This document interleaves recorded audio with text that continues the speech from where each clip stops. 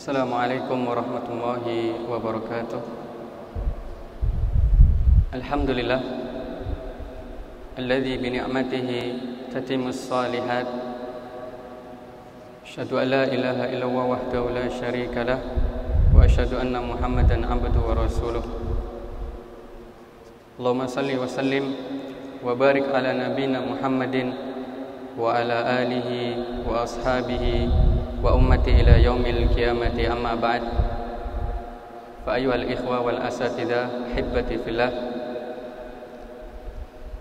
para ikhwah dan para asatidzah sekalian yang saya cintai karena Allah Subhanahu wa taala, semoga Allah Subhanahu wa taala senantiasa menjaga kita, melindungi kita dan keluarga kita dari segala macam keburukan dan kejahatan makhluk-makhluk Allah Subhanahu wa taala.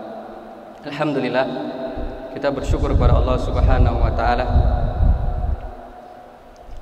Kembali Allah Subhanahu wa taala memudahkan kita untuk mendengarkan pembacaan kitab Riyadhus Shalihin yang ditulis oleh Al-Imam Abu Zakaria Yahya bin Sharaf An-Nawawi rahimahullahu taala. Dan kita telah masuk pada hadis yang ke-24. Kita bacakan hadisnya. Wa an Ibnu Abbasin wa Anas bin Malik radhiyallahu anhu anna Rasulullah sallallahu alaihi wasallam qala: "Law anna li ibni Adam wadiyan min dhahabin ahabba an yakuna lahu wadiyan wa lan yamla'a fahu illa at-turab wa yatubu Allahu alaihi man tab." Muttafaqun alaih. Diuraikan dari sahabat Ibnu Abbas. Ibnu Abbas adalah Abdullah Ibnu Abbas, sahabat sekaligus sepupu Nabi sallallahu alaihi wasallam, yang beliau mendapatkan keistimewaan doa dari Nabi sallallahu alaihi wasallam. Beliau sallallahu alaihi wasallam pernah berdoa untuk Abdullah Ibnu Abbas, Allahumma fiqhuhu fiddin wa 'allimhu ta'wilah. Ya Allah, fakihkanlah dia, yaitu Abdullah bin Abbas, di dalam urusan agama, dan ajarkanlah dia tentang ilmu ta'wil. Ilmu ta'wil di sini maksudnya adalah ilmu tentang tafsir Al-Qur'an.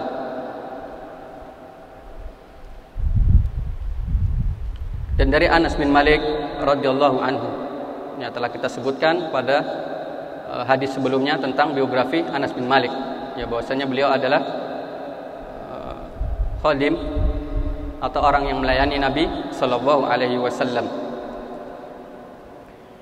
Bahwasanya Rasulullah sallallahu alaihi wasallam berkata, andai kata kalaulah seorang anak Adam memiliki satu lembah emas, ya, satu lembah emas itu banyak sekali. Kalau dia memiliki satu lembah emas yang begitu banyak, maka tentu dia akan ingin memiliki dua lembah seperti yang dia punya, seperti satu lembah sebelumnya. Dan tidak akan bisa memenuhi mulutnya kecuali tanah. Ya, maksudnya adalah dia tidak akan merasa puas kecuali kalau sudah mulutnya tertutup tanah. Maksudnya adalah kematian. Dan Allah Subhanahu wa taala menerima taubat orang yang bertaubat. Hadis diriwayatkan oleh Al-Imam Bukhari dan juga Al-Imam Muslim. Para ikhwah sekalian yang semoga dimuliakan dan dirahmati Allah Subhanahu wa taala. Makna dari hadis ini bahwasanya anak keturunan Adam, mereka tidak akan pernah merasa kenyang. Mereka tidak akan pernah merasa puas dengan urusan dunia. Dari menumpuk-numpuk harta,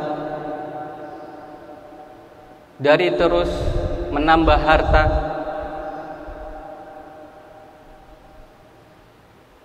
karena memang dunia begitu menggoda, begitu menggiurkan. Oleh karena Nabi Shallallahu Alaihi Wasallam yang sangat beliau takutkan terhadap para sahabat, yang beliau takutkan kepada umatnya adalah ketika dunia dibukakan oleh Allah Subhanahu Wa Taala kepada mereka.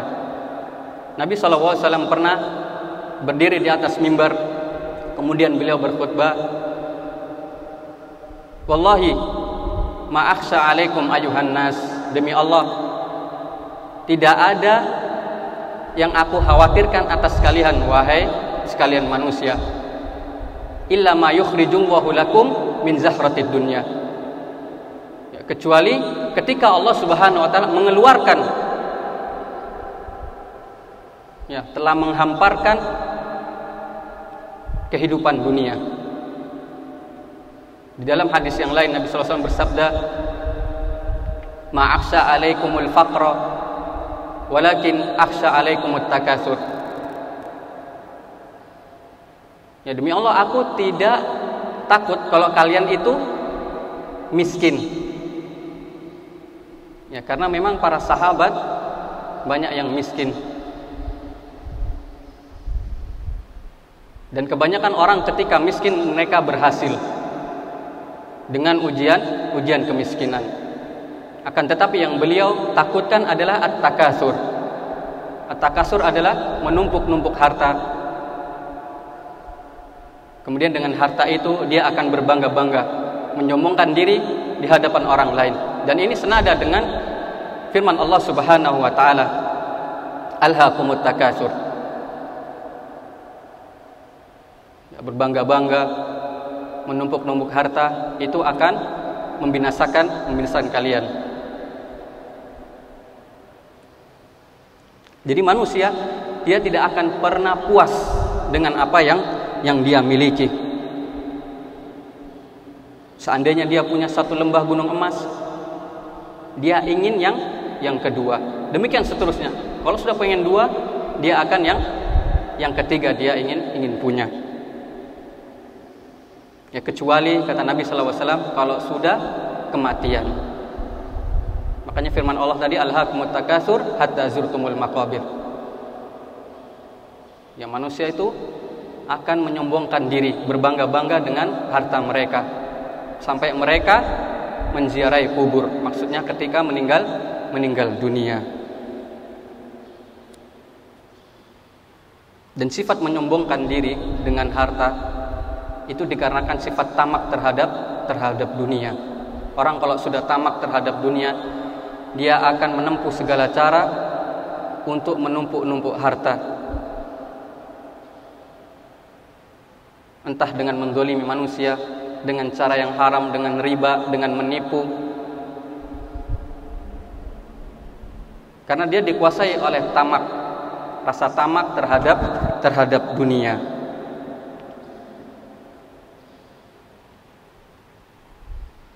Kemudian Nabi Shallallahu Alaihi Wasallam menjelaskan obat ketika dia sudah dikuasai tamak terhadap dunia, sehingga dia sering mengumpulkan harta. Maka kata Nabi Shallallahu Alaihi Wasallam, wa yatubu Allahu ala man tab. Obatnya adalah dengan bertaubat kepada Allah Subhanahu wa taala. Karena sifat mengumpul-ngumpulkan harta, menumpuk-numpuk harta itu adalah sifat yang tercela. Dan obatnya adalah dengan bertaubat kepada Allah Subhanahu wa taala. Inilah sisi pendalilan hadis ini, bahwasanya Allah Subhanahu wa taala mengampuni dosa orang yang bertobat kepada Allah Subhanahu wa taala dari sifat-sifat yang tercela. Di antaranya adalah at-takatsur, yaitu menumpuk-numpuk harta, menimbun harta. Itu adalah sifat yang tercela. Karena menumpuk harta akan menjadikan seseorang lalai kepada Allah Subhanahu wa taala, menjadikan seseorang gelap mata. Dia tidak peduli dari mana datangnya harta tersebut. Dan ini adalah sifat yang tercela. Maka salah satu obatnya adalah dengan bertobat kepada Allah Subhanahu wa taala. Kemudian para ikhwah sekalian yang semoga dimuliakan dan dirahmati Allah Subhanahu wa taala, di antara faedah dari hadis yang kita sebutkan tadi, bahwasanya tercela menumpuk-numpuk harta, menimbun harta adalah salah satu sifat tercela. Ya, karena dengan harta tersebut mendorong seseorang untuk berbangga-bangga, membanggakan diri di hadapan orang lain, sehingga dia tidak akan berpikir lagi dari mana dia mendapatkan harta, entah dari cara yang halal atau dari yang haram. Kemudian faedah yang berikutnya, terpujinya sifat qanaah. Ya, terpujinya sifat qanaah. Karena sifat qanaah akan mendatangkan rasa syukur kepada Allah Subhanahu wa taala, dan tidak akan menjadikan hati ini menjadi sedih melihat apa yang dimiliki oleh orang lain. Makanya Nabi sallallahu alaihi wasallam bersabda, laisal ghina an kathratil arad. Ya. Kaya itu bukanlah banyaknya perhiasan dunia. Kaya itu bukanlah dengan banyaknya harta. Walakinnal ghina ghinan nafs. Akan tetapi kaya itu adalah kaya jiwa, kaya hati. Dan itu didapat dengan sifat qanaah. Maka dia akan mendapatkan kekayaan di dalam hatinya. Kemudian yang ketiga, faedah yang bisa kita ambil dari hadis ini, bahwasanya Allah Subhanahu wa taala Maha menerima taubat hambanya. Sekalipun dia melakukan kejelekan, melakukan perbuatan yang tercela seperti yang ada di dalam hadis ini, bahwasanya menumpuk-numpuk harta, menimbun-nimbun harta adalah sifat tercela, dan Allah Subhanahu wa taala akan mengampuni tatkala orang tersebut bertaubat kembali kepada Allah Subhanahu wa taala. Hada wallahu taala alam bissawab. Wa sallallahu ala nabiyyina Muhammadin wa ala alihi wa sahbihi wasallam. Wa akhiru da'wana alhamdulillahi rabbil alamin. Wassalamu alaikum warahmatullahi wabarakatuh.